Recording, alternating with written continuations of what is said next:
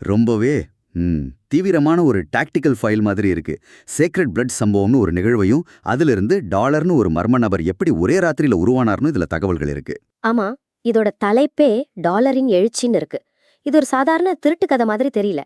இது ஒருத்தனோட அடையாளம் உருவாகிற கதையா இருக்கு. அப்போ நம்மளோட நோக்கம் இந்த சம்பவத்தோட ஒவ்வொரு அடுக்கையும் பிரிச்ச பார்த்து யாருனே தெரியாத ஒருத்தர் எப்படி ஒரு மணி நேரத்துல ஒரு பெரிய லெஜெண்டானார்னு புரிஞ்சுக்கிறது தான் இல்லையா? கரெக்ட்.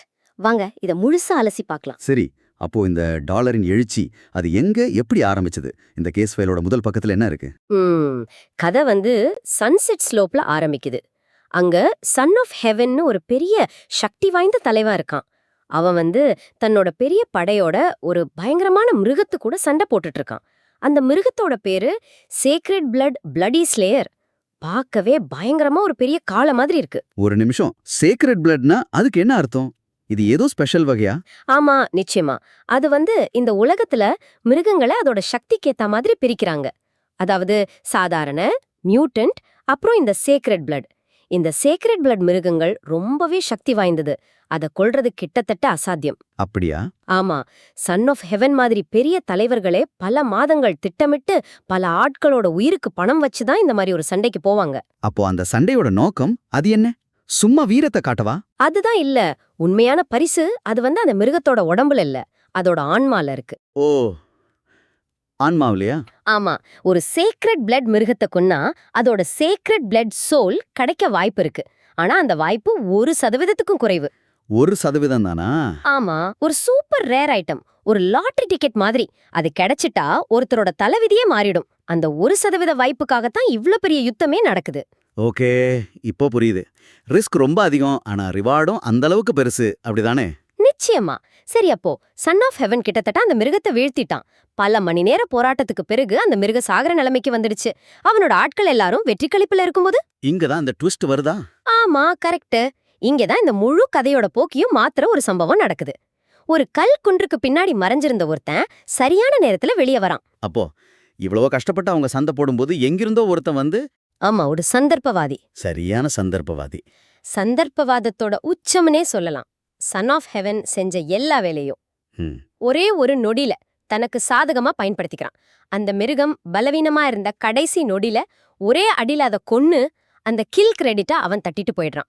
அவன் தான் நம்ம கதையோட மையப்புள்ளி, ஹான்சன். இதுல ஒரு விஷயம் யோசிக்க வைக்குது. ஒரு சிஸ்டம்ல கடின உழைப்பை விட சமயோசித புத்திசாலித்தனத்துக்கு சில நேரங்கள்ல பெரிய பரிசு கிடைக்குது இல்லையா? இது ஒரு பெரிய விவாதம். ஆனா இந்த உலகத்துல ரிசல்ட் தான் முக்கியம்.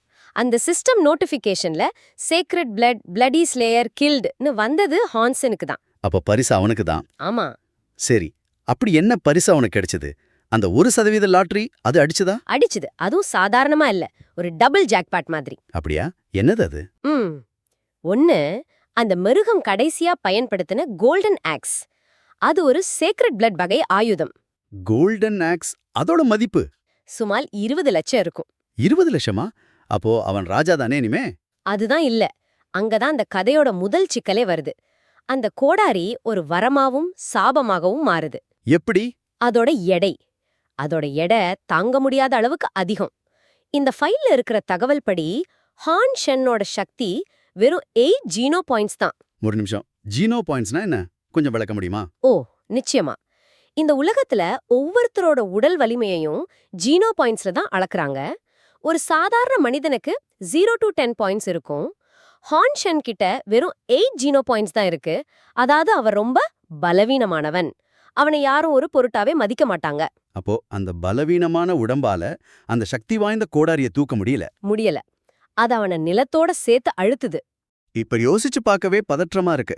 ஒரு பக்கம் சன் ஆஃப் ஹெவன் கும்பல் அவனை நோக்கி ஓடி வருது, வெறும் 2 நிமிஷத்துல பிடிச்சிடுவாங்க. இன்னொரு பக்கம் கிடைச்ச புதையல அவனை நகர விடாம தடுக்குது. அவன் மாட்டிக்கிட்டான். இந்த மாதிரி ஒரு சூழல்ல இருந்து தப்பிக்கிறதுக்கு வாய்ப்பே இல்லையே. வாய்ப்பே இல்ல. இதுதான் அந்த 1 மணி நேரத்தோட முக்கியமான திருப்பு முனை. அவன்கிட்ட 2 ஆய்க்கே தான் இருக்கு. ஒண்ணு, அந்த 20 லட்சம் மதிப்புள்ள கோடாரியை அப்படியே விட்டுட்டு வெறும் கையோட தப்பிக்க முயற்சி பண்றது. ஆனா அப்படி செஞ்சா இவ்ளோ பெரிய ரிஸ்க் எடுத்ததுக்கு அர்த்தமே இல்லாம போயிடும். ஆமா, இல்லனா கிடைச்ச இன்னொரு புதையல, அந்த விலை மதிப்பற்ற பிளட்டி ஸ்லேயர் சோல பயன்படுத்துறது. ஓ, அந்த 2வது ஜாக்பாட். ஆமா, இது ஒரு பெரிய ரிஸ்க். ஏன்னா அந்த சோல் எப்படி வேலை செய்யும்னு அவனுக்கு முழுசா தெரியாது. ஆனா அவன் 2வது வழியை தேர்ந்தெடுக்கிறான். அந்த சோலை எப்படி பயன்படுத்துறான்? அது அவனை எப்படி காப்பாத்துச்சு? அந்த உருமாற்றம் அது ஒரு 3 கட்டமா நடக்குதுன்னு இந்த டாக்டிக்கல் ஃபைல் தெளிவா விளக்குது. முதல்ல அவன் அந்த மிருக ஆன்மாவை சம்மன் பண்றான், அதாவது தனக்குள்ள ஆக்டிவேட் பண்றான். சரி. ரெண்டாவதா இன்டகிரேஷன், அவனோட உடலும் அந்த ஆன்மாவும் ஒன்னா இணையுது. இதுதான் ரொம்ப முக்கியமான கட்டம். அவனோட மனித உடலமைப்பு மாறி அந்த மிருகத்தோட சேக்ரெட் பிளட் சக்தியை அவன் பெறான். ஒரு சாதாரண பலவீனமான மனிதன் ஒரு சக்தி வாய்ந்த மிருகமா மாறுறானா? ஆமா, அவனோட கவசம், அதாவது அந்த பிளாக் பீட்டில் ஆர்மர் அவனோட புது உருவத்துக்கு ஏத்த மாதிரி விரிவடையுது. இது 3வது கட்டம், அடாப்டேஷன். இதுல மிக முக்கியமான விஷயம் என்னன்னா, அந்த மிருகத்தோட சேக்ரெட் ஸ்ட்ரென்த் அவனுக்கு கிடைச்சதால அது வரைக்கும் தூக்கவே முடியாத அந்த கனமான கோடாரி. இப்ப அவனுக்கு ரொம்ப லேசாயிடுது. கரெக்ட். இப்ப அவன் ஒரு பயங்கரமான மிருகம் கையில ஒரு சக்தி வாய்ந்த கோடாரியோட நிக்கிறான். ஆனா இந்த சக்திக்கே ஒரு விலை இருக்குமே, இது நிரந்தரமானதா? அதுதான் இல்ல. அவன்கிட்ட இருக்கிறது வெறும் 8 ஜீனோ பாயிண்ட்ஸ் தான். அதனால இந்த உருவத்துல அவனால வெறும் 8 நிமிஷத்துக்கு தான் இருக்க முடியும். ஒரு நிமிஷத்துக்கு ஒரு ஜீனோ பாயிண்டா? ஆமா, ஒரு நிமிஷத்துக்கு ஒரு ஜீனோ பாயிண்ட் கர்ச்சாகும். இந்த ஃபைல்ல ஒரு டாக்டிக்கல் அசஸ்மெண்ட் இருக்கு. அதுல duration sufficient for escape only, sustained combat is mathematically இம்பாசிபிள்னு தெளிவா போட்டிருக்கு. அதாவது சண்டை போட முடியாது, தப்பிக்க மட்டும்தான் நேரம் இருக்கு. 8 நிமிஷம். மொத்த கதையும் அந்த 8 நிமிஷத்துக்குள்ள அடங்கிடுது. ஆமா, அவன் தப்பிச்சானா இல்லையாங்கிறது தான் கேள்வி. தப்பிச்சானா? தப்பிச்ச விதம் தான் எல்லாரையும் ஆச்சரியப்படுத்துது. சன் ஆஃப் ஹெவன் ஒரு பிளாக் வைல்ட் பீஸ்ட் மிருகத்தை வாகனமா பயன்படுத்துறான். அதோட வேகம் மணிக்கு 35 மைல் தான். ஆனா ஹான்ஷனோட இந்த புது மிருக உருவத்தோட வேகம் மணிக்கு 80 மைல்களுக்கும் அதிகம். என்னது 80 மைலா? கிட்டத்தட்ட 2.5 மடங்கு வேகம். ஆமா, யாருமே எதிர்பார்க்காத ஒரு வேகம். அவன் 4 கால்ல ஒரு புயல் மாதிரி ஒரு மலை மேல ஏறி கண்ணுல இருந்து மறைஞ்சிடுறான். அப்ப அவனை துரத்துனவங்க அவங்களுக்கு ஒரே அதிர்ச்சி. யாருடா இவன்? ஒரு மிருக ஆன்மா எப்படி இவ்ளோ சக்தி வாய்ந்ததா இருக்க முடியும்னு குழம்பி போறாங்க. அவங்களால நம்பவே முடியல. இப்படித்தான் ஒரு லெஜெண்ட் உருவாகுறான். சரி, ஆனா அவனுக்கு டாலர்னு பேர் எப்படி வந்தது? அதுவும் இந்த சம்பவத்துல தான் நடந்ததா? அது ஒரு சுவாரஸ்யமான, கிட்டத்தட்ட ஒரு நகைச்சுவையான சம்பவம்னே சொல்லலாம். தப்பிக்கிற அவசரத்துல ஹான்சன் தன்னோட உண்மையான குரலை மறைக்கிறதுக்காக வேணும்னே ஒரு போலியான பேரை கத்துறான். என்னன்னு? டாலர் அப்படின்னு. இது ஒரு புத்திசாலித்தனமான மூவ். தன் அடையாளத்தை மறைக்க ஒரு போலியான அடையாளத்தை உருவாக்குறான். ஆனா அங்க ஒரு சின்ன தகவல் பிழை நடக்குது. அந்த சத்தத்தை சியாவோங்கிற ஒருத்தர் கேக்குறாரு. ஆனா அந்த பதற்றத்துல அவர் அதை சரியா கேட்காம மத்தவங்க கிட்ட சொல்லும்போது டாலர்ங்கிற வார்த்தை டால் அப்படின்னு மாறிடுது. என்னது? டாலர் டாலா மாறிடுச்சா? ஒரு லெஜெண்டோட பேரு ஒரு ஃபோன் கால்ல வர்ற நெட்வொர்க் இஷ்யூ மாதிரி தப்பா பரவிடுச்சு. ஆமா, அதனால ஒரே சம்பவத்துல இருந்து 2 மர்ம நபர்கள் உருவாகிட்டாங்க.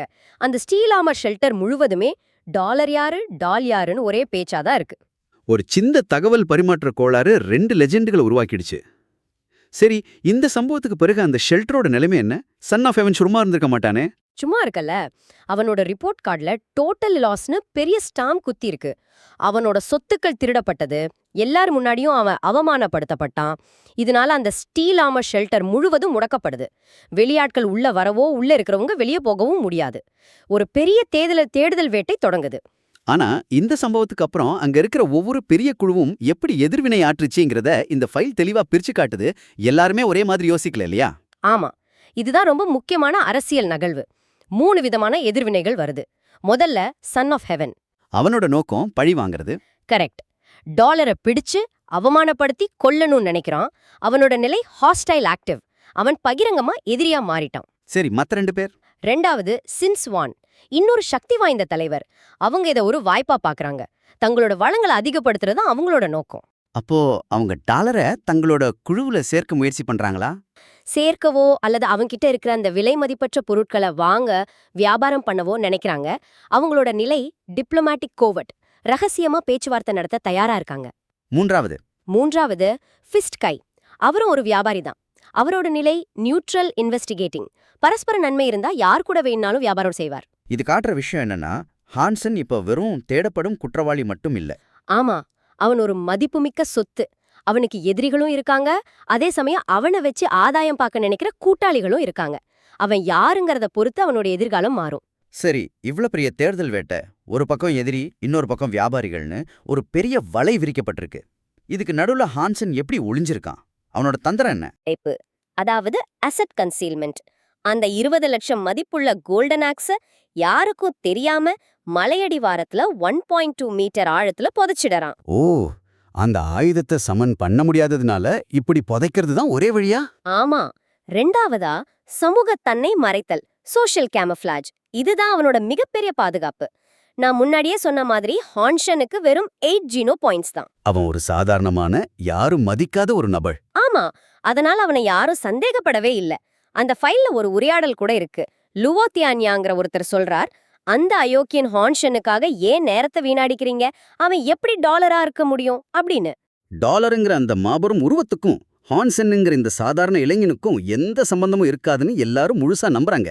ஆமா, இந்த நம்பிக்கை தான் அவனோட கவசம். சுருக்கமா சொன்னா அதிர்ஷ்டம், சந்தர்ப்பவாதம், அப்புறம் சமயோசித புத்திசாலித்தனம், இது எல்லாம் சேர்ந்து 1 மணி நேரத்துல ஹான்ஷென்னை ஒரு லெஜெண்டா மாத்திருக்கு. ஆமா, அந்த ஃபைலோட முடிவுல சொல்ற மாதிரி nobody became a legend in 1 hour. ஆனா இப்போதான் அவனுக்கு உண்மையான சவாலே தொடங்குது. எப்படி? அவன் தன்னை இன்னும் வலிமையாக்கிக்க ஜீனோ பாயிண்ட்ஸ் சேர்க்கணும்.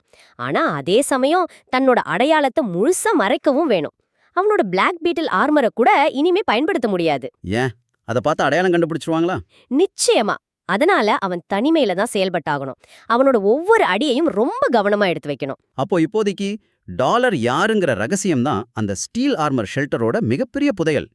ஆமா, அந்த ரகசியம் காப்பாற்றப்படுற வரைக்கும் அவன் பாதுகாப்பா இருப்பான்.